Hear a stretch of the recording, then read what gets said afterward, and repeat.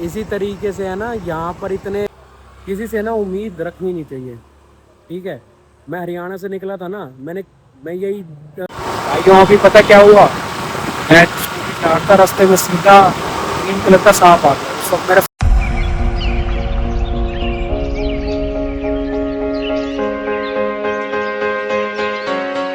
हम देवप्रयाग में है, देवप्रयाग में हमने अपनी स्कूटी को रेस्ट दी है। पूरे रास्ते बारिश हो रही थी, ठीक है। और मेरे को मौका ही नहीं मिल रहा था कि मैं कब फ़ोन निकालूं, क्योंकि बारिश में निकाल नहीं सकते फ़ोन, और इसी लोकेशन पे मेरे को बारिश नहीं मिली। तो अभी थोड़ी देर यहाँ पर रेस्ट करते हैं, गाड़ी को रेस्ट देते हैं, और फिर आगे निकलते हैं केदारनाथ के लिए। और ये जगह तो कितनी सुंदर है, वो तो आपने भी देखी होगी और देख भी रहे होगे व्लॉग में, बट मैंने अपनी आंखों से पहली बार देखा है। तो बहुत ही सुंदर जगह है ये संगम जो है। तो भाई अब निकल रहे हैं केदारनाथ के लिए, रेस्ट बहुत हो गया, अब आगे की लोकेशन देखते हैं।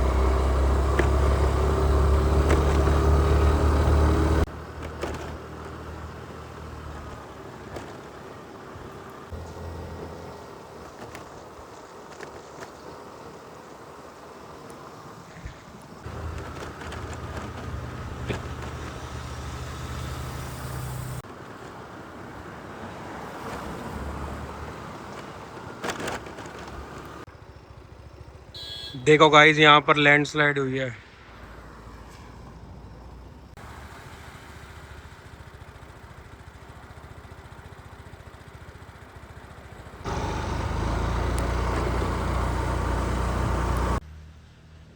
तो गाइस अब अभी हमने 50 किलोमीटर के बाद अपनी स्कूटी को रेस्ट दी है, और यहाँ पर बैठ के हमने चाय बनाने का सेटअप कर लिया।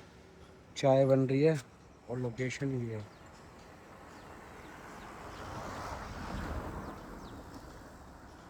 तो चाय तो ऑलमोस्ट अपनी रेडी हो गई है। अब बर्तन धोने के बाद मैगी बनाते हैं। तो यहाँ हैंड पंप भी लगा हुआ है, हैंड पंप से काफ़ी सुविधा हो जाएगी पानी की, बर्तन वगैरह धोने के लिए।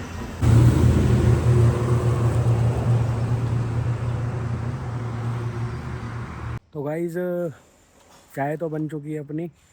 मैंने सारी चाय है ना थोड़ी सी पीने के लिए छोड़ी है, और सारी सारी बोतल में पैक कर ली है। और मैगी नहीं बना रहे यहाँ पर, यहाँ आगे जाके ना थोड़ी हाइट पे जाके तब बनाएंगे मैगी। अभी यहाँ से निकलने की तैयारी कर रहा हूँ मैं। हे बिल्लू, चले चलो।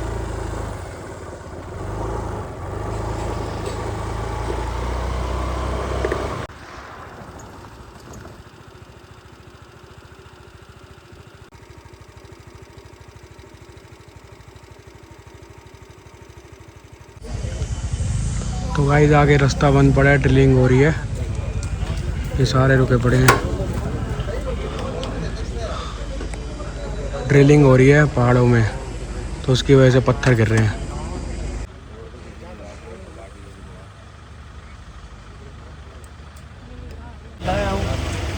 भाइयों आगे रास्ता ही बंद कर रखा है, ये रोड पे ही सारा मतलब मलबा गिर गया, ठीक है। रोड बंद हो गई है, रोड दिख भी नहीं रही यहाँ से।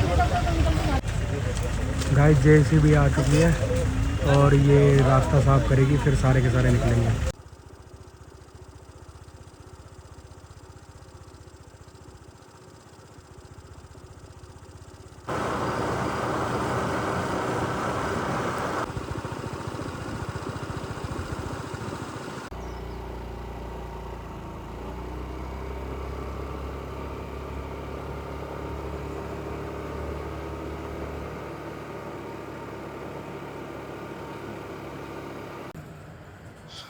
गाइस स्कूटी में बिल्कुल तेल खत्म हो चुका है। अब ये वाला तेल काम आएगा इमरजेंसी में जो लिया था। मुझे पता भी नहीं इस रास्ते में कहाँ पर है पेट्रोल पंप, कितनी दूर है। देखते हैं कहाँ तक जाते हैं इससे। तो गाइस बिल्लू को पेट्रोल भी फुल पिला दिया है और इमरजेंसी के लिए इसमें भी भर लिया है बोतल में। अब निकलते हैं आगे के लिए। तो गाइस मैगी हमारी बन रही है, चाय तो हमारी ऑलरेडी बन चुकी है और लोकेशन है कुछ ऐसी।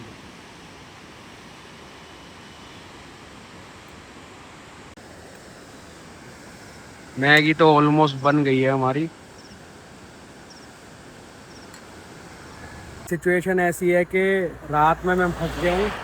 अभी सोनप्रयाग यहाँ से 66 किलोमीटर दूर है। देवप्रयाग में मेरे को 3 बंदे मिले थे। उन्होंने कहा था कि गुप्त काशी आप आओगे ना तो आप फ़ोन कर देना, हमारा वहाँ होटल है, आप वहीं पर ही स्टे करना। तो मैंने कहा चलो ठीक है। अभी उनसे बात भी हुई है। तो वो कह रहे हैं कि 37 किलोमीटर है यहाँ से। तो वो कह रहे हैं कि हम आप आ जाओ, हम होटल में ही हैं। तो देखते हैं जल्दी से जल्दी ये रास्ता पार करता हूँ। बहुत ख़तरनाक रास्ता है क्योंकि इधर है ना पत्थर गिरते रहते हैं, लैंडस्लाइड होती है, आपको पता है। और मोटे मोटे पत्थर गिरते हैं। दिन में तो क्या है कि पत्थर दे दिख जाते हैं मेरे को, लेकिन रात में पत्थर नहीं दिखेंगे।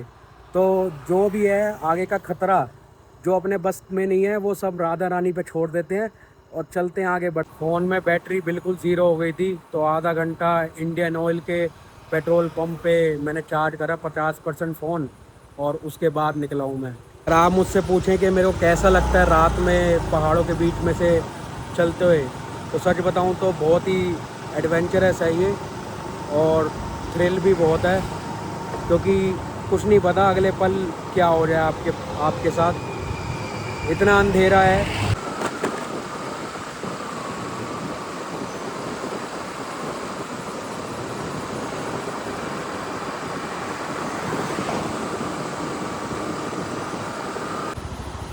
पीछे गुप्त काशी 39, यहाँ 39 दिखा रहा है, पीछे 37 था, पता नहीं क्या है।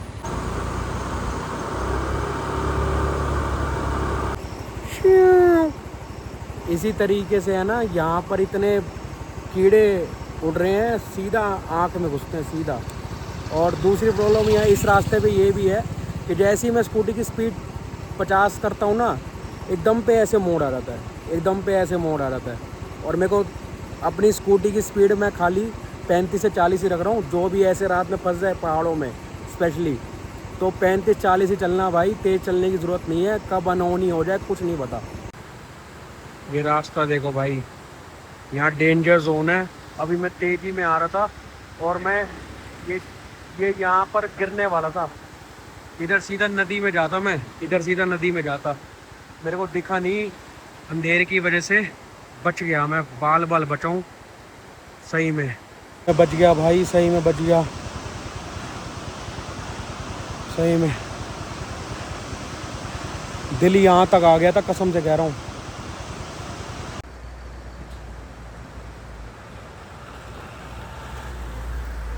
अभी पता है भाइयों मेरे साथ क्या हो गया। जो 3 बंदे थे ना, उनको मैं फ़ोन करके तो निकला था और उन्होंने ये भी कह दिया आ जाओ, ये तो मैंने बता ही दिया था।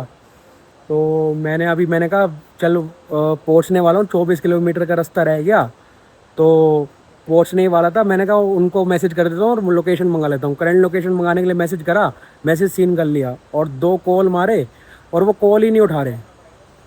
लगातार 2 कॉल मारे हैं मैंने, वो कॉल ही नहीं उठा रहे। सच बताऊँ मेरे को कोई फ़र्क नहीं पड़ा कोई।